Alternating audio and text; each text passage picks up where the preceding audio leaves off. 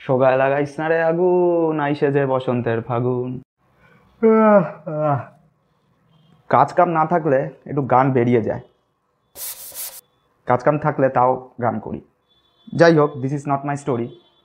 আপনারা কি জানেন ঘাওড়া কত প্রকার ও কি কি? আসুন তাহলে। পাগল নাকি? চোখটা খোলো আর দাঁতটা মাজো। হ্যাটটা আমার পোষায় না বাবু।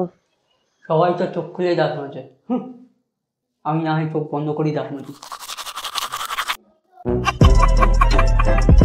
আরে বুঝলেন না তাই তো মশাই, সব যদি একবারেই যদি হয়ে যেত তাহলে হামদো আর হামারে দো কথাটা আবিষ্কারই হতো না।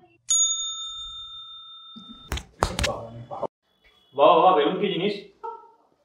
বেলুন হলো সেই জিনিস যেটা ফেটে গেছিল বলে তুই আজ আমাকে এই প্রশ্নটা করতে পারছিস। এই জন্য বলে যৌতুকে পাওয়া নিরোধ দিয়ে অবরোধ গঠন করা যায় না। আচ্ছা, এত কিছুর মাঝে আপনাদের কি আমার পরিচয়টা জানার একটু ইচ্ছা জাগছে না? Let me introduce myself. I am one and only Andy, নষ্টা অ্যান্ডি।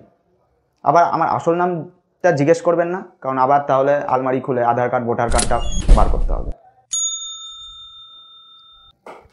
নষ্টা আমাকে কেন বলে আমি ঠিক জানি না, কিন্তু জীবনে অনেক ঘ্যাসটামো করেছি। বিয়ের মণ্ডপ থেকে কনেকে তুলে এনে রথের মেলায় ছেড়ে দিয়েছি, আবার বাপায় অনেকটাই চড় মেরেছি, কিন্তু নষ্টামো করেছি বলে তো আমার মনে পড়ে না।